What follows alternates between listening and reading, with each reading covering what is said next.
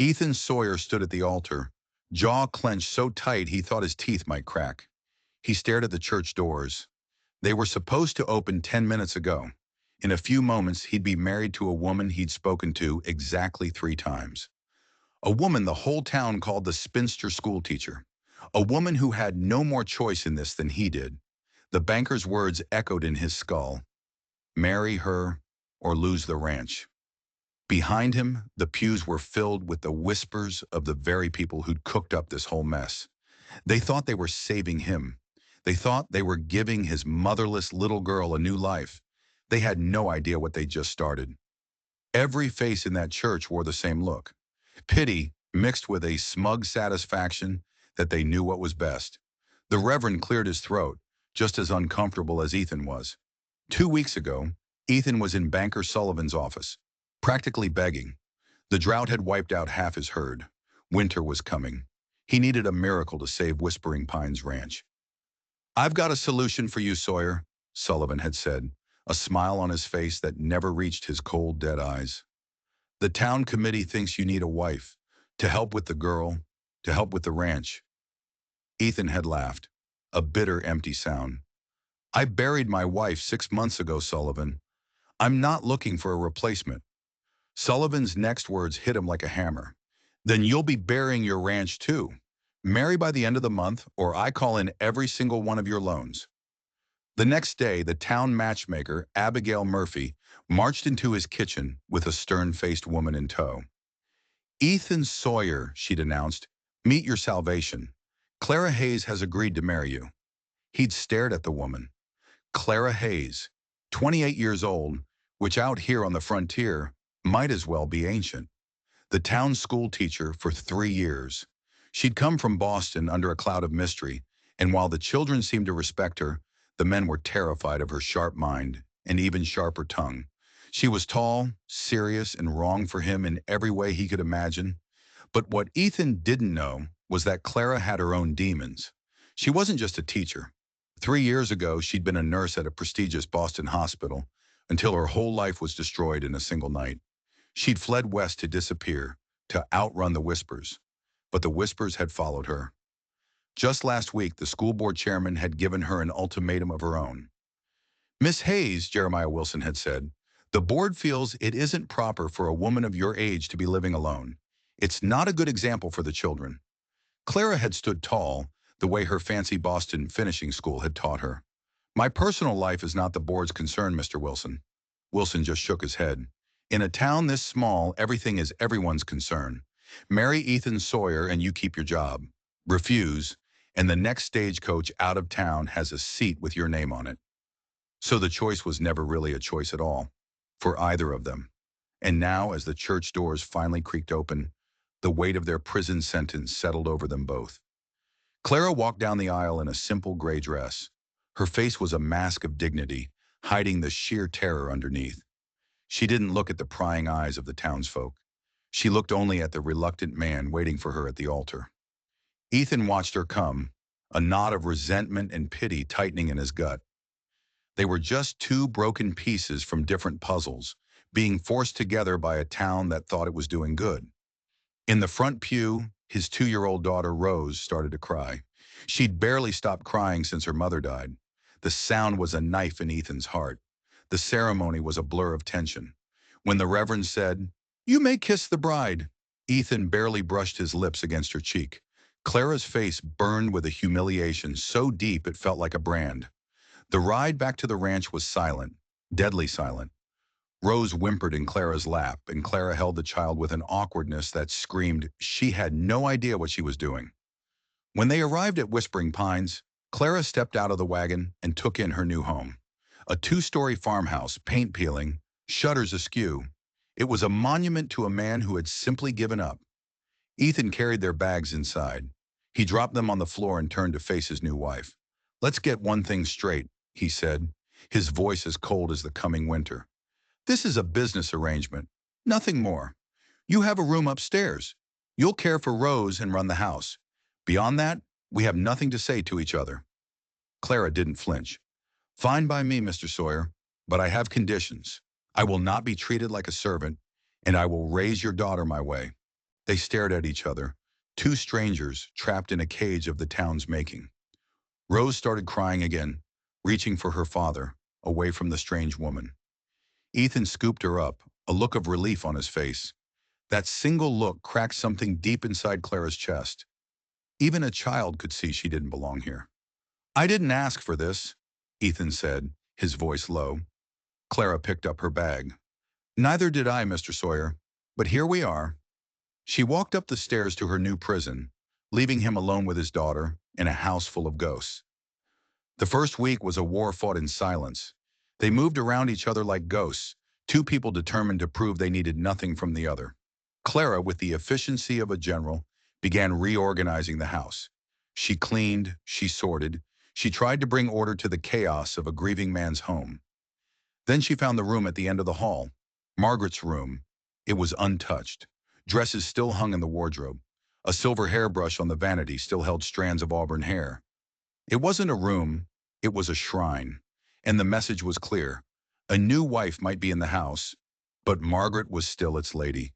Ethan fought back in his own petty way. Every time Clara moved something, he'd wait until she was gone and move it back. It was childish, but it was the only power he had left. Rose was the battlefield. The little girl, sensing the icy tension, became a storm of tears and tantrums. She cried when Clara tried to feed her. She threw her toys when Clara tried to play. She clung to Ethan like he was the last solid thing on earth. Clara approached childcare like a problem to be solved with logic.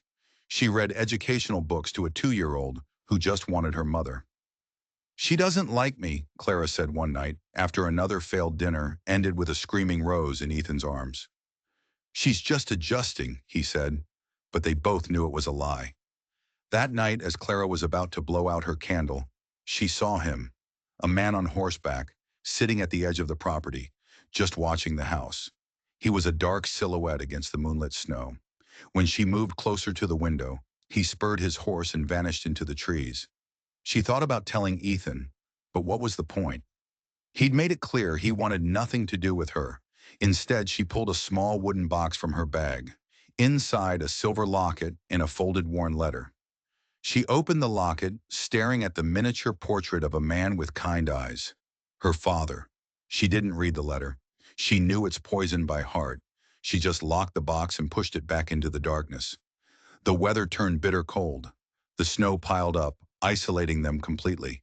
The tension in the house grew thick enough to choke on. Ethan worked all day and drank whiskey all night. Clara cooked, cleaned, and tried to win over a child who wanted nothing to do with her. One afternoon, with Rose napping, Clara went into Ethan's study. If this ranch was her prison, she wanted to understand the layout of her cell. She opened the financial ledgers. The numbers were grim: debt, dwindling resources, failing crops. But something was wrong. The interest rates on the loans were impossibly high. There were charges for deliveries that didn't make sense. She was so lost in the figures she didn't hear Ethan come in. "What are you doing?" His voice was sharp, suspicious. She didn't look up. "I'm trying to understand why a ranch this size is failing." "That's not your concern." "It became my concern when I was forced to marry you," she shot back, her eyes finally meeting his. "These interest rates are criminal, Mr. Sawyer. And these charges for cattle feed. Did you ever actually receive these deliveries?" He looked like he was about to throw her out. But instead, the anger drained from his face, replaced by a weary exhaustion that made him look 10 years older. "No," he admitted, "but Sullivan owns the bank. He owns the town. What choice do I have?" Clara tapped a finger on the ledger. "My father was a doctor, but he taught me about business. Someone is deliberately cheating you." Before he could answer, Rose started crying from upstairs. The moment was broken. That night, the writer was back, watching from the trees. This time, she was almost certain it was Banker Sullivan. But why would he be spying on them? What did he want? The Cold War broke on a Thursday night. Rose's fussiness turned into a terrifying fever. Ethan found Clara in the small bedroom, holding his daughter, whose face was flushed crimson.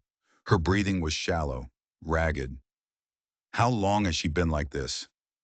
Clara's voice was calm, but her eyes were wide with fear. Ethan touched Rose's forehead. It was burning. She was fine at dinner. He trailed off, the memory of his wife's sudden illness, of his own helplessness, crashing over him. We have to get her to Dr. Cooper. He reached for his coat, but Clara stopped him. Look outside, Ethan. A blizzard's blowing in. We'd never make it. The cold air would kill her. He looked. The snow was a swirling white wall. They were trapped, just like they'd been trapped in this marriage.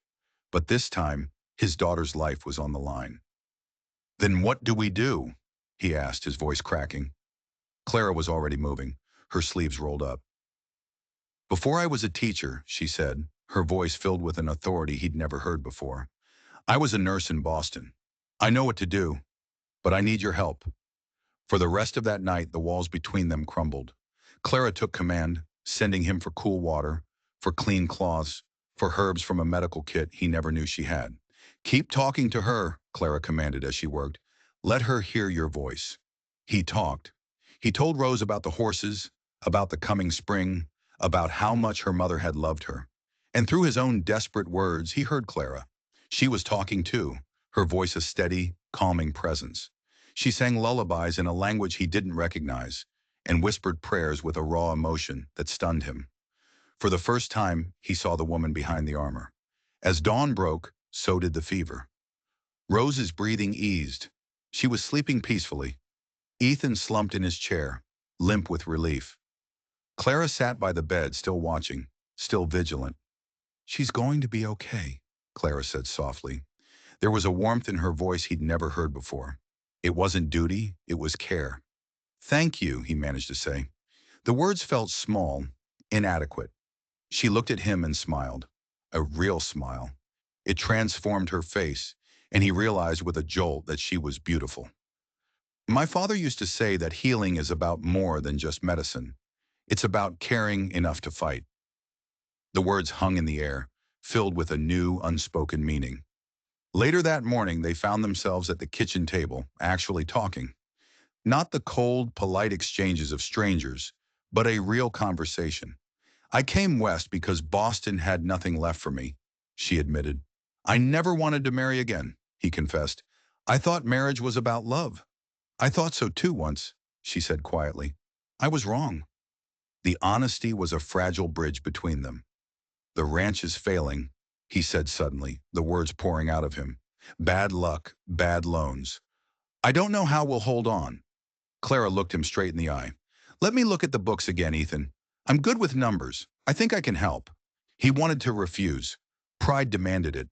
But the image of her calm, competent hands working through the night to save his daughter was burned into his mind. He nodded. 3 hours later, she looked up from the ledgers, her face grim. Ethan, she said, her voice low and steady, this isn't just bad luck. She pointed to a column of figures. Someone has been systematically stealing from you for years. The accusation landed like a punch. First a forced marriage, now a conspiracy to ruin him. He looked at his wife, and for the first time, the word didn't feel like a curse. He wasn't alone in this fight anymore. Clara spent the next 3 days poring over the ranch's finances, and what she discovered made her blood run cold. It was a masterpiece of theft. So clever, so insidious, Ethan never would have spotted it. Banker Sullivan hadn't just been charging high interest, he'd been bleeding Whispering Pines dry. Look, she said, her finger tracing a line in the ledger. He charged you for 3 cattle feed deliveries that never happened. Over $400 vanished into thin air. Ethan leaned over her shoulder, the warmth of his body so close she could feel it. For a moment, the numbers, the theft, all of it faded away. She could smell the scent of pine and leather on his clothes. Her heart hammered against her ribs.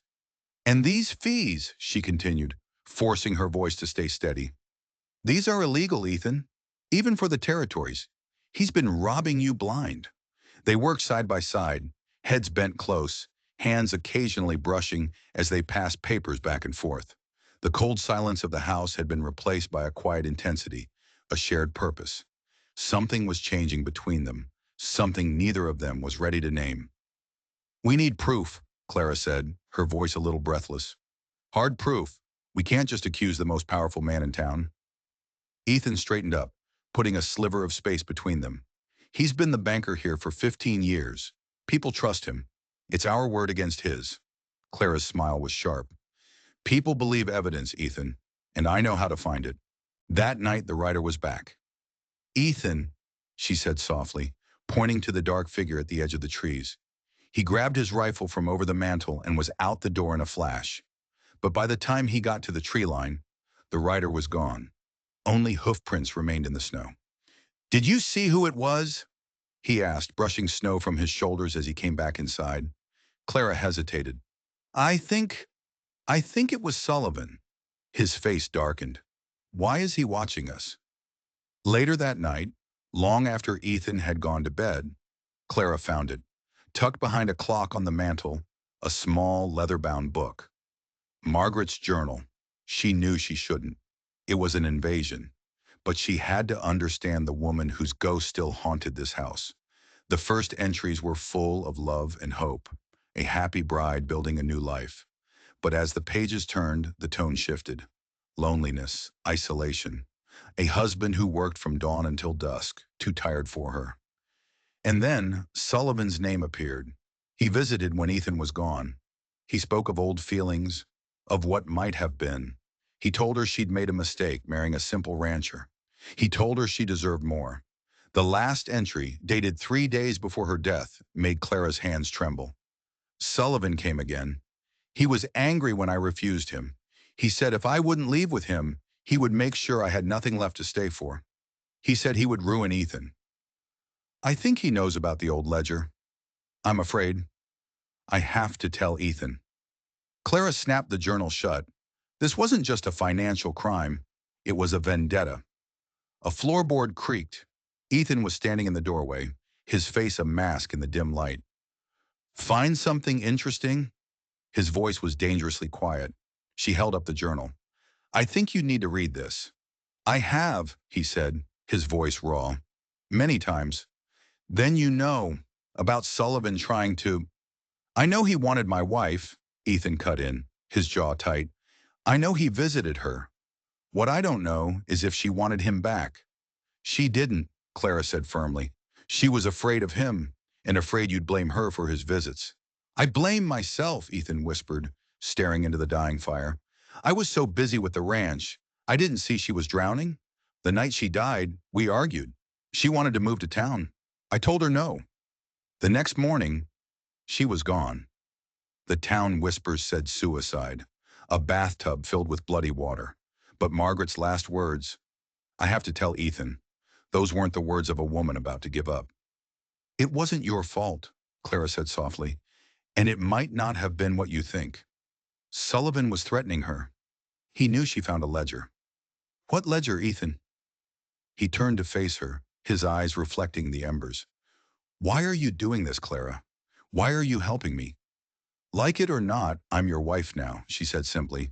That makes this my fight. The words hung between them, a declaration of an alliance neither of them had ever wanted, but both of them now desperately needed. Outside, the snow fell, bearing the tracks of the man in the trees. But inside, a fragile new trust was taking root in the frozen ground of their marriage. The storm finally broke, and they rode into town together. Pine Valley was a single snow-packed street, and every eye was on them. Remember, Clara whispered as he helped her down from the sleigh, he can't know we suspect anything more than the fraud. Sullivan's bank was warm and smug, just like the man himself. Well, well, the newlyweds, he said, his smile dripping with poison. How's married life? Clara didn't waste time with pleasantries. She slapped the ledgers down on his desk. We're here to discuss these discrepancies, Mr. Sullivan. She laid out the evidence of the fraud, piece by piece, the fake deliveries, the illegal fees. Sullivan's face went from pale to a blotchy, furious red. Banking is a complicated business, Mrs. Sawyer, he blustered. Too complicated for a woman. A woman understands theft perfectly well, Clara shot back, her voice like ice. The only question is whether you'd prefer to discuss this with us or with Judge Grant. His bluster vanished. He glanced out the window at the townsfolk already gathering, drawn by the drama. What do you want? He hissed. Full restitution, Ethan said, his voice a low growl. And a public apology. Sullivan laughed. A harsh, ugly sound. It's my word against yours. And I own this town. Clara leaned forward, her voice a deadly whisper. We have Margaret's journal, Mr. Sullivan. Every visit, every threat. How well do you think your reputation will survive that? The blood drained from his face. For a second, he looked like he might actually fold. But then his eyes hardened with pure hatred. You have no idea what you're messing with, he said softly. Neither do you, Clara replied, not flinching. We'll be back on Friday for the corrected accounts. As they left the bank, a chill went down Clara's spine that had nothing to do with the cold. They had won the battle, but Sullivan's eyes promised a war. I've never seen anyone stand up to him like that, Ethan said as they rode away. There was a new note in his voice. Respect. Maybe even admiration. We make a good team, he said quietly, and the way he looked at her made her heart do a strange, hopeful flip. That night was different. For the first time, they weren't enemies. They shared a bottle of wine Ethan had been saving. Rose, sensing the change, let Clara feed her without a single tear. It felt almost like a family. Later, Clara stood by her window, watching the moon on the snow. She was starting to care. For Ethan, for Rose, for this place. And that terrified her. Caring meant you had something to lose. Ethan appeared in the doorway. It's beautiful, isn't it? They stood together, not touching, just watching the silent, silver world outside. I brought Margaret here because I thought we could build something that would last, he said, his breath fogging the glass. I didn't realize how lonely she was. Clara turned to face him. And what are you building now, Ethan? His eyes met hers, and in them, she saw a flicker of hope. I don't know, but for the first time in a long time, I'm thinking about the future. He reached out slowly and tucked a stray piece of hair behind her ear. His fingers lingered on her cheek for just a second. It was the gentlest touch she had ever known. Good night, Clara, he whispered, and then he was gone. She stood there, her heart racing, her world tilting on its axis. Outside, hidden in the trees, Thomas Sullivan watched the light in her window go out. He reached into his pocket and pulled out a folded newspaper clipping from Boston. He smiled. A cold, cruel smile. They had no idea what was coming for them. December settled over the valley. An uneasy peace fell over Whispering Pines. Sullivan had, surprisingly, corrected the accounts. The immediate threat of foreclosure was gone. But Clara couldn't shake his parting words. You have no idea what you're dealing with. Life fell into a new rhythm, a fragile, hopeful rhythm. Ethan and Clara treated each other with a careful respect. Rose started to laugh again, and sometimes when she thought no one was looking, she would reach for Clara's hand. One Saturday, they decided to go into town for supplies. It's not safe, Ethan argued. Sullivan's been too quiet. I don't trust it. I have personal matters to attend to, Clara insisted. He didn't push. It was another small shift, an acknowledgement that she had a life before him. In town, Clara left Ethan and Rose at the general store and went to the post office. She'd been writing to an old colleague in Boston, a Dr. Elizabeth Bennett. The last letter she'd received held an offer, a new position, a chance to go back, to reclaim her old life, a life where she wasn't just a rancher's unwanted wife. The thought of leaving now left a strange, hollow ache in her chest. As she stepped out of the post office, a shadow fell over her. Thomas Sullivan. Mrs. Sawyer, he said, tipping his hat with a mocking smile. Just the woman I wanted to see. She tried to step around him. He blocked her path. I've been doing some research, he said, his voice low and venomous. About Boston, about a certain hospital, about a young woman named Rebecca Walsh. The blood drained from Clara's face. How could he know? You've built a nice little life for yourself here, Clara, he hissed. Teacher, wife, mother. It would be a shame if everyone found out who you really are. What do you want? She whispered. He leaned in closer, his breath foul. Convince your husband to sell me Whispering Pines. Half its value. You have until New Year's Eve. Or everyone in this valley will know what kind of woman he married. He tipped his hat again and walked away, leaving her frozen on the boardwalk. the world spinning around her. At lunch, Ethan knew instantly that something was wrong. Her face was pale. Her hands trembled. "What happened?" he asked quietly. Before she could answer, the door to the dining room swung open. Dr. Cooper, the town's aging, drunken physician, stumbled in. He saw them and weaved his way to their table. "Well, if it isn't the Happy family," he slurred. He pointed a shaking finger at Clara. "You think you can replace her? Margaret was worth 10 of you." "You're drunk, Cooper. Go home," Ethan said, his voice tight with anger. Cooper laughed, a bitter, broken sound. "Not drunk enough to forget what I've heard. Ask her. Ask your new wife what happened in Boston. Ask her why a good doctor's reputation was ruined." The entire room went silent. Every eye was on their table. Ethan was on his feet, grabbing the doctor's arm. "That's enough." "Ask her!" Cooper yelled as Ethan dragged him toward the door. "Ask her what she did." The ride home was a nightmare of tense silence.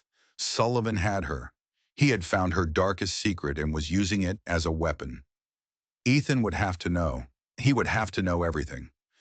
Back at the ranch, she sent Rose to play and faced Ethan in his study. "Sullivan knows about my past," she began, her voice shaking. "He's threatening to expose me if you don't sell him the ranch." Ethan's face was grim. "What does he have on you that's worth half my land?" She took a deep breath and the story poured out. Boston, the hospital, her fiancé, a handsome, arrogant doctor named Jonathan Harrington, a young patient, Rebecca Walsh. "Jonathan diagnosed appendicitis," she said, her voice distant. "But I saw something else. Symptoms he dismissed. He told me to stick to nursing." Her voice broke. "It wasn't appendicitis. It was an ectopic pregnancy. The surgery, it killed her. And Jonathan blamed me. He said I was negligent. He lied to the inquiry board to save his own career." She couldn't look at him. "My father, he knew the truth, but he was a coward. He couldn't stand up to the hospital.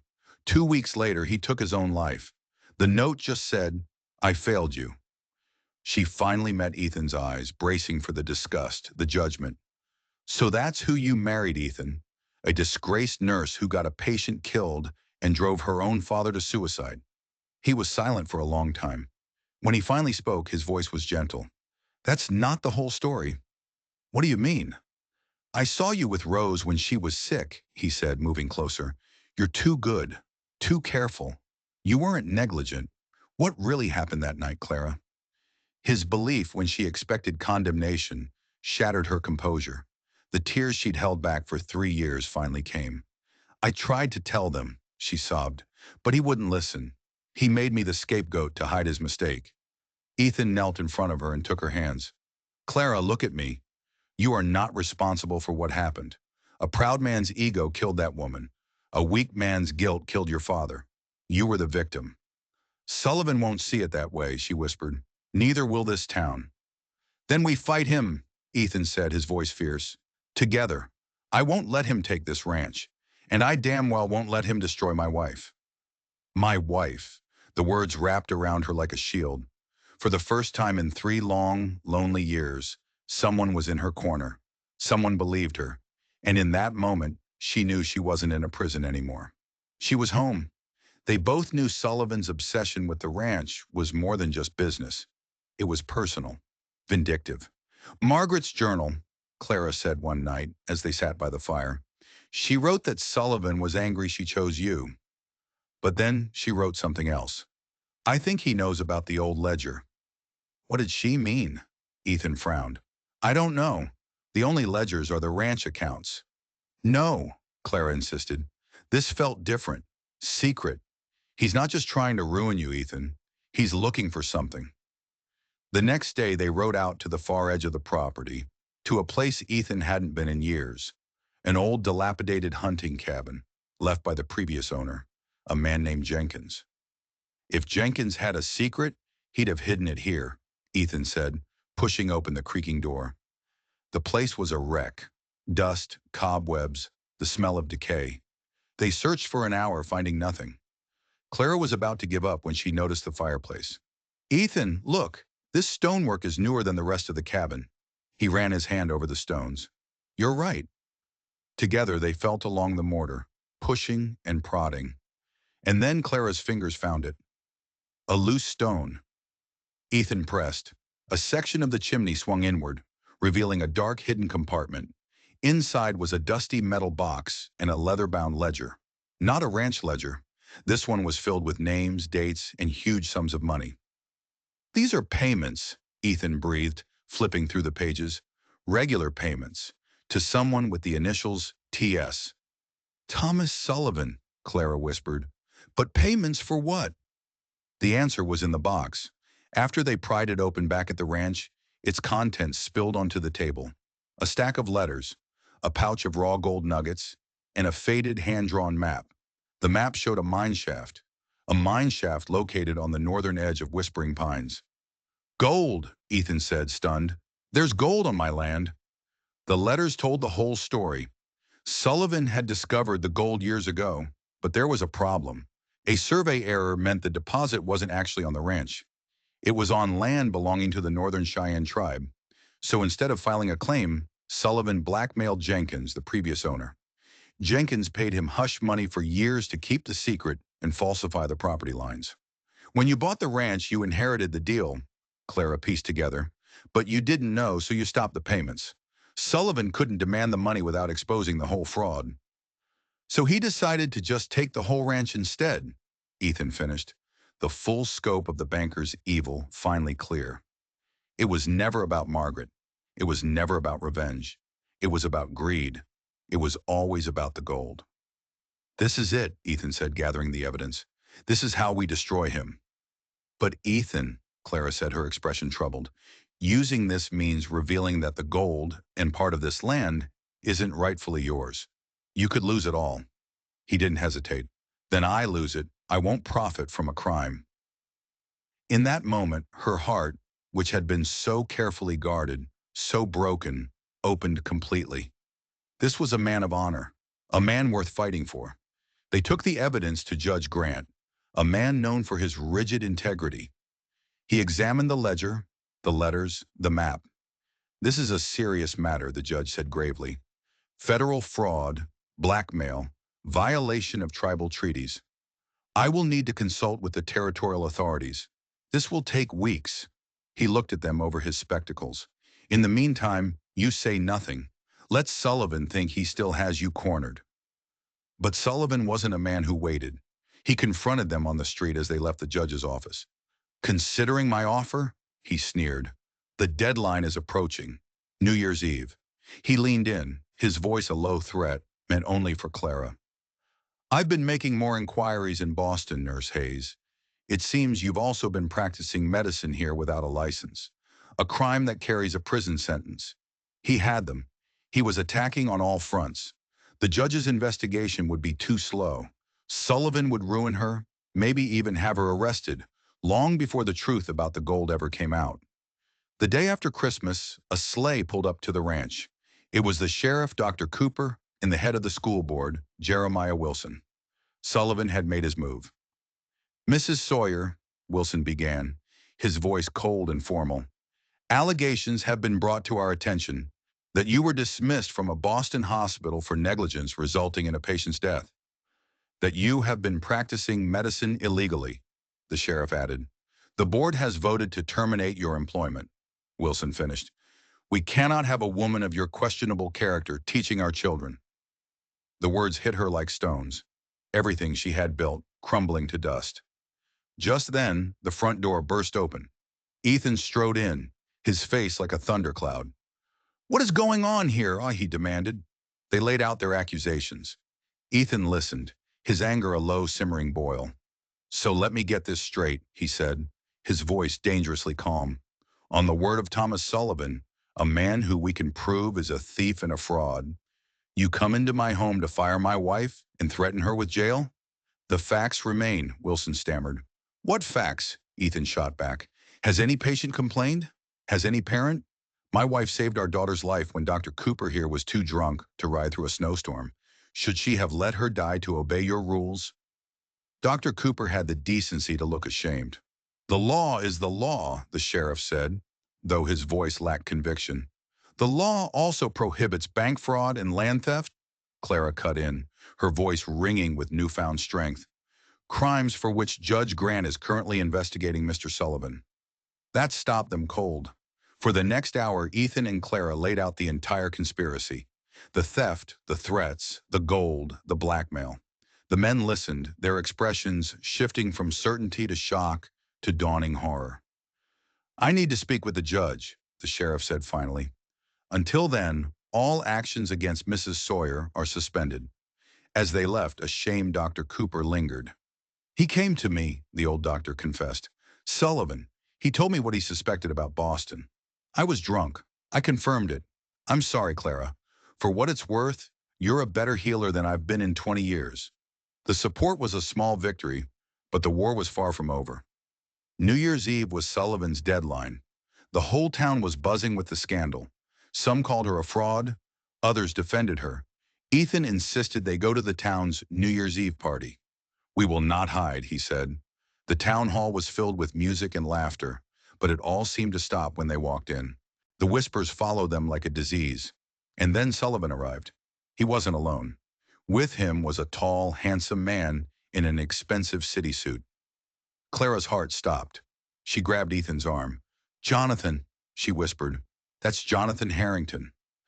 Her ex-fiancé, the man who had destroyed her life. Sullivan had brought him all the way from Boston.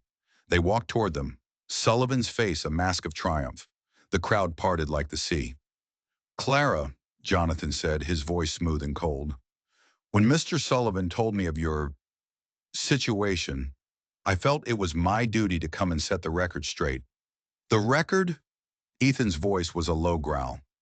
"Dr. Harrington has kindly agreed to tell the town the truth about what happened with Rebecca Walsh," Sullivan announced to the silent room. "The truth?" Clara's laugh was brittle. "You wouldn't know the truth if it bit you, Jonathan." "How dare you?" he hissed. "No, how dare you?" she fired back, years of fury finally erupting. "How dare you come into my home and spread your lies again? Wasn't it enough to destroy my career? To drive my father to his grave?" A gasp went through the crowd. "As you can see," Sullivan said loudly, "she's hysterical. Perhaps we should hear the facts from the good doctor." "An excellent suggestion." A new voice cut through the tension. Judge Grant stepped through the crowd, with the sheriff right behind him. "But before you speak, Dr. Harrington, you should know that Mr. Sullivan is under federal investigation for fraud and blackmail." Harrington looked at Sullivan, confused. "What is he talking about?" Sullivan's face was ashen. "These are baseless lies." "They are documented facts," the judge corrected. "And I have a fact to add," Dr. Cooper said, stepping forward, sober for the first time in years. "For the last decade, Sullivan has been paying me to falsify medical reports and insurance claims." The crowd erupted in murmurs. Sullivan was losing control. "She killed a patient!" he shrieked, pointing at Clara. "Ask him. He was there." All eyes turned to Jonathan. "Tell them, Jonathan," Clara said, her voice clear and strong. "Tell them how you ignored my warnings. Tell them you made the wrong diagnosis because your pride was more important than a patient's life." He stammered, his arrogance failing him under the weight of 100 staring eyes. The hospital inquiry found her negligent." "Because you lied," Clara said, "and because the records that would have proven my innocence mysteriously disappeared." Judge Grant cleared his throat. "Dr. Harrington, a telegraph arrived this morning from the Massachusetts Medical Board. They've reopened the Walsh case. It seems a Dr. Elizabeth Bennett has found those missing records, and they've requested you return to Boston immediately to explain the discrepancies in your testimony." Jonathan Harrington's face went white as a sheet. "That's impossible," he blurted out. "Those records were destroyed." He froze, realizing what he'd just admitted. The silence in the room was absolute. "This changes nothing," Sullivan screamed, making one last desperate play. "Sheriff, arrest her for practicing medicine without a license." The sheriff stepped forward, but he didn't walk toward Clara. He walked right up to the banker. "Thomas Sullivan," he said, pulling out a pair of handcuffs. "You're under arrest." As the sheriff led a sputtering Sullivan away and a defeated Jonathan Harrington slunk toward the door, the townspeople surrounded Clara. They apologized. They offered support. Mr. Wilson reinstated her as the teacher, and then Dr. Cooper made an offer that stunned her. I'm retiring this spring, Clara. This town needs a real doctor. With my recommendation, the territory will give you a license. The job is yours if you want it. Later, in a quiet corner, Ethan pulled her close. It's over. I can't believe it, she whispered. You deserve all of it, Clara, and more. He looked down at her, his eyes full of a love so deep it made her ache. Our arrangement is done. The ranch is safe. Your name is cleared. You're free to go if you want. Panic flared in her chest. Are you asking me to leave? God, no, he said quickly. I'm asking you to stay. Not because you have to, but because you might want to. He hesitated. Because maybe you feel something for me. Tears welled in her eyes, but this time they were tears of joy. Ethan Sawyer, she said, her voice thick with emotion. I was forced to marry you, but I chose to fall in love with you. His answer was a kiss, right there in the middle of the crowded town hall. A kiss that sealed their past and promised a future. Spring came to Whispering Pines, and with it, a new life. Sullivan was in prison. Clara's name was cleared, and she was now Dr. Sawyer, the town's beloved physician. The land dispute was settled, with Ethan and the Northern Cheyenne becoming partners in the gold mine. One evening, as they sat on the porch swing, watching the stars come out, Ethan pulled a small box from his pocket. Inside was a delicate gold ring. This was my mother's, he said, his voice soft. I couldn't give it to you then. It wouldn't have been right. But now, Clara Hayes Sawyer, will you be my wife? Not because you have to, but because I love you. Yes, she whispered, as he slipped the ring on her finger. 1,000 times, yes. What started as a prison sentence had become a sanctuary. A forced marriage had become a true love. Two broken people, pushed together by circumstance, had fought through secrets and lies to build a family, a home, and a love story for the ages, right there in the heart of the valley. If you enjoyed this story of justice and second chances, don't forget to like and subscribe. You never know what secrets are hiding just beneath the surface.